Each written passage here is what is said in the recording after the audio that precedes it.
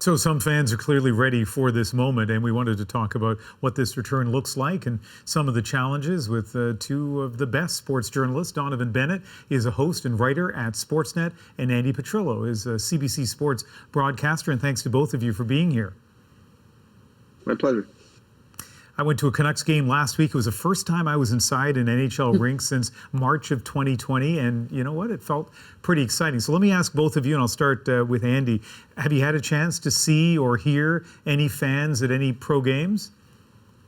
Oh, yeah. Just this past week, I had a chance to work the World Cup qualifier for Canada-Panama, and it was close to 27,000 fans, Ian, and I can only imagine what that must have felt like, too, in a hockey game where just all these people are finally back in a stadium, chanting, clapping, hooting and hollering, getting behind their team. I mean, it was electric again. It really made the stadium come to life. And I'm not going to lie, got a little emotional, right, to see all those people back in the stands, because I've covered a lot of games in stadiums and arenas where they have been empty. So it was nice to see that again. Yeah, exactly my experience at the hockey game. Donnovan, what about for you?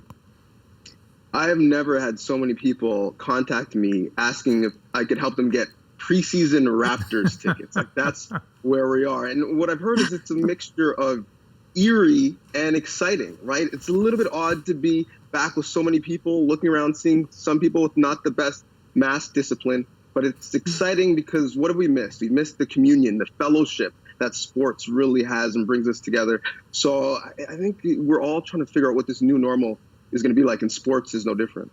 I like that phrase, not the best mask discipline. I'll have to steal that from you, actually. Let's talk about vaccination requirements for players. A few NBA stars have been speaking out about being unvaccinated, including Kyrie Irving, who plays for the Brooklyn Nets. And I want to play a bit of what he said earlier this week on Instagram. What would you do? You know, if you felt uncomfortable going into the season when you were promised that you would have exemptions or that you didn't have to be forced to get the vaccine.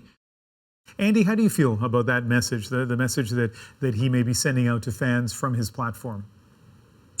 Well, I think every individual right now is going to speak their mind, and I know I can definitely speak in detail about the NHL, and that is that they are not mandating that their players get vaccines, but they also, Ian, don't have to, because the governments are doing that for them. So per CBA agreement, the collective bargaining agreement, the NHL will not force players to get vaccines, but players who don't get vaccines do face more restrictions when it comes to traveling. So that's where the league has said, we won't force you to do this, but you have to understand that if you are now no longer available to your team, then you will be docked pay. So for Kyrie Irving to say what he's saying, I mean, that's how he feels. I'm not here to tell somebody how they should or shouldn't feel, but I do know that the leagues are doing their best to keep everyone safe, and they're abiding by the rules and regulations that governments have put in based on scientific and medical advice. Yeah, I know that there's some NHL players who are holdouts, but I just haven't seen them be very public about it. And Donnovan, when you see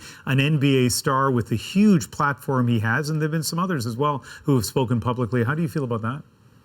Yeah, we are in the player empowerment era. And so when it comes to human rights and social issues, we applaud athletes for lending their voice to a cause they're passionate about. But, it's a slippery slope, and sometimes that message could be dangerous because they are influencers for a reason. They impact what many people do for a reason.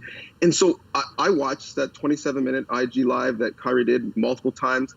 I still don't know what his message is. It was a bit conflicted. He went full Kanye on us. I'm not sure where he was at any moment. But this is what I do know, is that I would love, Andi talked about the fact that it's mainly a government mandate. The leagues have kind of raised their hands and said, there's not much we can do here. I'd love for the league to come out and have a blanket approach to this, because Kyrie Irving plays in Brooklyn and New York, and so he can't play in the facility because the mandate's there. But Bradley Beal plays in Washington. The mandates are different there, and so he can play. And for me, you should be looking to protect not only the players who have a right because they're not vaccinated, you need to protect the players and families who are vaccinated, who don't want to be around players who aren't. So I would love for the leagues to actually have a strong stand. Let's finish with this, 30 seconds from each of you. I know sports journalists hate it, particularly when non-sports journalists like me ask for predictions, but I'm going to do it anyway. And it's a different kind of prediction. It's about this upcoming season when it comes to COVID. Donnovan, first to you. Any predictions of how COVID's going to play out this year? it's still going to be the dominating story. Who's available, who isn't available, why, how much money will it take for players to become vaccinated when they start to lose money? So unfortunately, the COVID conversation as it ties to sports isn't going anywhere anytime soon. Andi? Yeah, I'm of the same mind. I am curious to see how many players, will change their mind if they are not vaccinated based on, when they start to see money being lost. But I also want to see how smooth the operation now works with leagues to be able to do the contact tracing, not have games postponed, not have games moved around because of COVID like we saw last year. And I'd also like to see a bit of a smoother process, Ian, and fans getting into the building. I know we have to see proof of vaccination ID. Fans need to have that ready. There needs to be a line that can move it a lot faster, because there's been some games now where fans have been outside after the game has well been on its way. So I know it's a process, but I want to see that get better. Yeah, I was surprised. I worked pretty quickly in Vancouver, and it was pouring rain outside, so that was good. Who's going to win the cup? No, I'm just kidding. I'm not asking you guys that. Yeah. Thank you very much for speaking. Thank you very much for speaking with us tonight. Thank you. Thank you.